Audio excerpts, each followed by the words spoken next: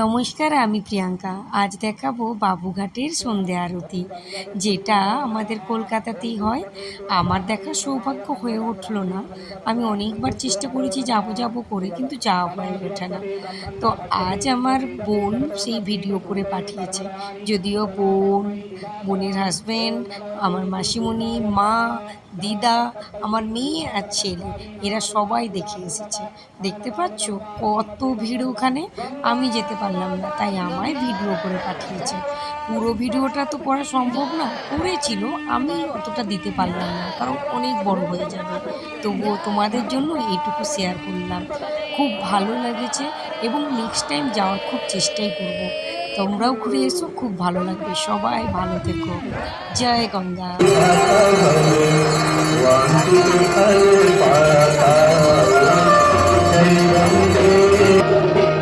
एक ही बात